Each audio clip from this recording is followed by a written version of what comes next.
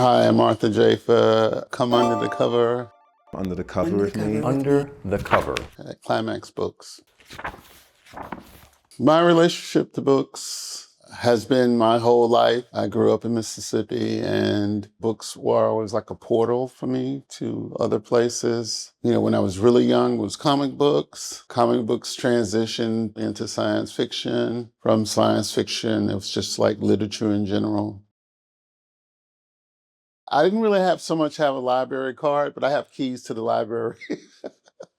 Because my next door neighbor, Mrs. Green, who was the head librarian, from very early, she would just give me the keys to the library, and I would often, like some of my earliest very intense memories are falling asleep in the stacks in the library, my father coming to get me at 2, 3 a.m. in the morning. I'd just fallen asleep, and he'd just, come to find me. Come on, son, and wake me up, and I'd wake up and we'd walk home. So yeah, I didn't really have a card, a library card, but I did have keys to the library. So this is one of the books that I had back in the day that I cut up. Like I went on a period where I was just cutting books up. Shortly after I met my friend Kerry James Marshall in the early 80s, I went to visit him in his studio, and he had this very beautiful de Kooning print. And this is a period when late de Kooning paintings were hard to see. It was more like you could read about them. You know how back in the 70s, they'd have those plexiglass boxes and have a box and you could put the image in it.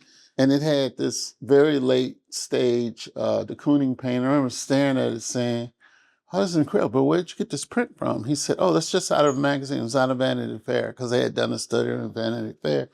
And I looked at it closely, and he just says, "Yeah, I work as an art handler, and oftentimes we go to studios that have magazines. I just take the magazines, like art magazines." He said, "And what I will do is I'll just go through the magazine, cut out the articles I want, cut out the images, and throw the magazine away." And I was just like, in my head, because at that point, well, as I am now, I was a bit, a collector. I put everything in plastic bags, kind of vibe. And all of a sudden, for 2 or 3 weeks, I just went crazy. Like all my magazines I go through and just did what he did, just took the articles, took the images, threw them in the box, threw the magazine away. And then later I learned I had a process where I'd have like 3 boxes. The first box would be my first pass.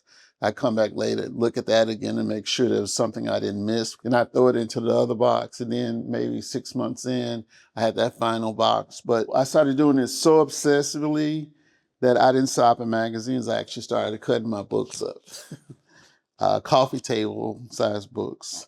And this is a book I remember cutting up. Because it just, it has these incredible images of caskets and gun and stuff. I used to try to Xerox the images, but they didn't look the same. Like now, I would just scan these and you'd have more or less a perfect replica of it. But at the time you couldn't, so I just cut them up and put them in here. So I remember this book really well. Going Into Darkness, Fantastic Coffins from Africa. Well, Love is a Message. This is my first book catalog, I guess. I like it quite a bit. I made this on the occasion of my first art show, really, at Gavin Brown's 10 years ago now in Harlem. Gavin got in touch with me, and he said, "I just saw this thing you did." I said, "You saw this thing I did where?" He said, in Basel, in Switzerland." I was like, "No, I definitely don't have anything in Switzerland." And then he started to describe it, and I was like, "Oh, wow." I was thinking to myself, that sounds a little bit like Love is the Message. And we had a lunch meeting that went on for like 4 hours, I think. We talked a lot. And then like 9 a.m. the next morning, Gavin called me and said, "Hey, this is Gavin." I said, "Hey, what's up?" He said, "I think we should do this." And I was like, "Do what?"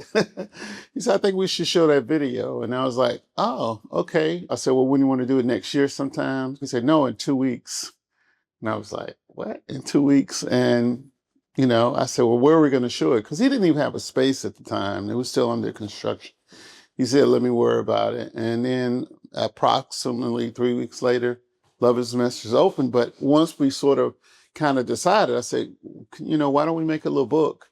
And he was like, "Oh, I checked with my designers and they said, minimally it's going to be like 5 weeks to do it. And I was like, fuck that. You know what I mean? I got my friends, they designed it. My friend Greg, my best friend Greg Tate wrote the essay on the plane.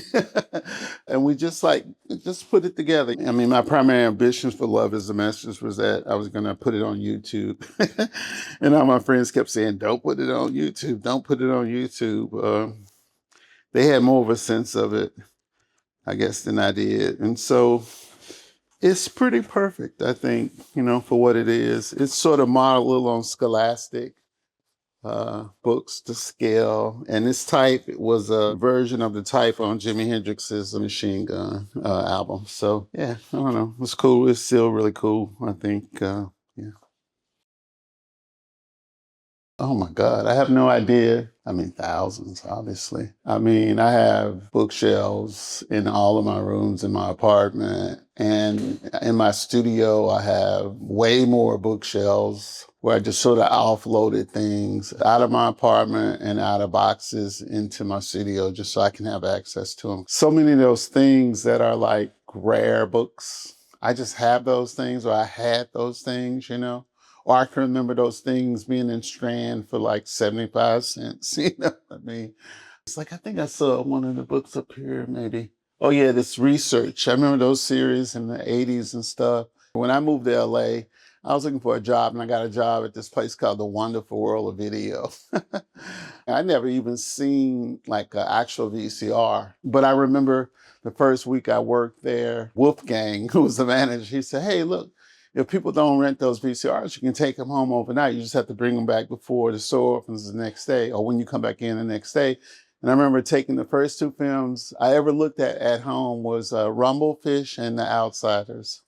And I remember popping it in and looking at it on the TV and turning to my partner at the time, just said, oh, wow, shit, this is going to change everything. Just being able to see movies at home. I mean, because it made movies like books. I remember this place. It was like a kind of video boutique. They just basically had a television. And I remember seeing like Rich Kern's movies like Submit to Me and You Killed Me First. It had David Wojnarowicz. And I mean, that was a really exciting moment because it was very punk. The ethos was very punk. Like even music videos were just starting to happen, like MTV and stuff like that. But it still took another 2 or 3 years before weirdness started to like pop up on the mainstream. They had a show called Friday Night Videos, and they would show like weird shit. I remember seeing this damn thing on television. It was just Bowie in a dark space with red hair, and it says David Bowie's Diamond Dogs, and he just turns and just goes "Whirr, whirr," like that. It sounded like he was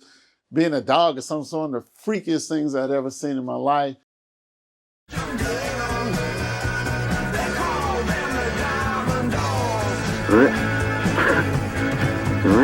Diamond Dogs by Bowie. Available on RCA Records and Tapes worldwide. Diamond Dogs by Bowie. A Main Man production.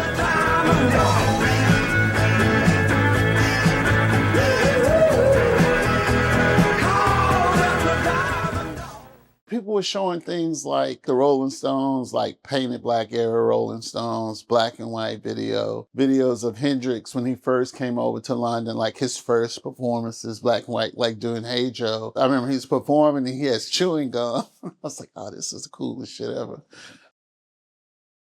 Well, Wong Kar-wai, I like all of his films, but In the Mood for Love is the greatest film of the 21st century thus far. I met Wong Kar-wai at the New York Film Festival. I'd shot Daughters of the Dust by that point, and I remember he came in, told Wong Kar-wai, shades, the whole thing. And then I remember him like, it's really funny, taking my arm and feeling my muscles. He said, you have really good muscles. I think you'll do really great handheld work. I made my living as a cinematographer. One of my ambitions is to make cinema that has the power, beauty, and alienation of Black music. I guess it's a manifesto almost. And In the Mood for Love in particular is a film of moments, not like big plot actions and stuff. It's very much a film about things that don't happen, of people not connecting. And in some way, as much as I have voiced my interest in Black aesthetics and Black music as a model for the kind of cinema I imagine, people sometimes think it's ironic and say, well, who's your favorite filmmaker? And I say, Andre Tarkovsky. It's like, well, what's that? But it's just a kind of soulfulness. And I think that's true of In the Mood for Love, as it's true of Tarkovsky. So I always thought Sofia Coppola was super hot. Number one. She was really bad in The Godfather Part 3, but sexy at the same time. So who would have thought? I mean, it's tough being the child of Francis Ford Coppola, a maker of arguably the greatest movie ever made, Godfather Part 2. It's in my top five. She was a bit of a dark horse. This is one of the most perfect films ever made. Lost in Translation. Beautiful photography, intimate, funny, sexy, smart, philosophical, incredible soundtrack. I think Kevin Shields was a music consultant on it, so it's got this really incredible way he uses music. Some of it's My Bloody Valentine's music, but there's also Jesus and Mary Chain in there. It's just literally a perfect film. It's so perfect that I think she's a little bit trying to figure out how to get around it. It's like her Citizen Kane a little bit. Can't remember the first time I saw Rocky's photos, certainly in the 80s sometime. It's funny, like they have a kind of generic quality in a certain respect, but they're also so fucking pervy. I mean, once you see a Rocky photo, you know a Rocky photo, like immediately. It's very hard to make something that you would never confuse with anybody else's thing. So specific, unabashed, I guess, in a way, almost alien in a sense, because you see the eroticism in these things. It's sort of familiar, but in another respect, you realize you're in a completely alternate universe of eroticism. The first time I saw Margiela's work was in an issue, which I think has become a famous issue of Paper Magazine. It was from his first show, which was in some out-of-the-way place on the outskirts of Paris. And they had all these kids, these little black kids walking it wasn't really a runway, just walking with the models. And I remember buying that issue and thinking like, wow, this is like really incredible. I ended up buying over the years probably 4 or 5 copies of that issue because I cut them up. But yeah, and then Margiela, he was so mysterious. There's no pictures of him. And then at some point, maybe his 3rd or 4th year, he did a show where he opened at 4 boutiques simultaneously around the world. And nobody knew where he was, but it turned out that he was in New York at a show at Charivaris. And I remember taking a picture of him. I had a cameraman. It's like, that's Martin. The first art show I ever had was at Artist Space in New York. And I had met a couple of months prior to that, Iman, David Bowie's wife at the time. I had asked my best friend to perhaps ghostwrite a biography she had been contracted to do. So Greg said, hey, you should do a picture thing on it. I was like, okay. So we spent the whole evening talking to both Iman and David Bowie. David Bowie, who I've been obsessed with since I was a kid. I don't think I said anything for the first hour. And then I finally, I think mid-dinner said, oh, fuck this. You know what I mean?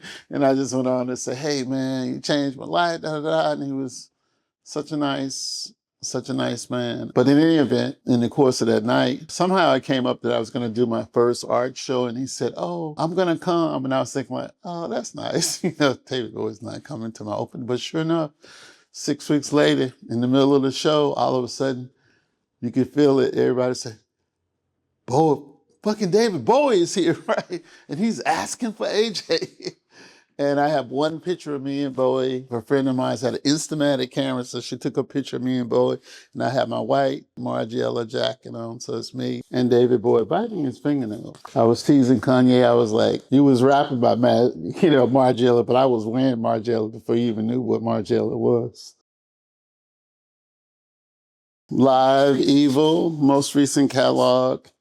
I like this catalog a lot. It's got my best friend on the cover, Greg Tate, the legendary mythic Greg Tate. This is the first catalog that I've done where I feel like inside of it is an articulation of not what I'm interested in, but kind of what I know. Like less what I think and more like what I know. This is like 7 years into my art practice, such as it is. And There are a lot of conversations in here. Sometimes they're about my work. Sometimes they're not about my work at all. I have a conversation with Peter Saville in here, who is not only a hero of mine, but a person who I think his work is, it's undeniably incredible and undeniably influential. But I think it's difficult to sort of get a handle on exactly how it works, because it's not like art were art per se, but it's clearly more than just good design too. I think it's the best conversation anybody's ever done with Peter Saville. I'm very proud of it. And I'm constantly trying to make sense of not only how his work works, how it performs, how it functions, but what I might do with it, like how it's impacted the kinds of things that I make and or am interested in making. So yeah, Peter Saville in conversation.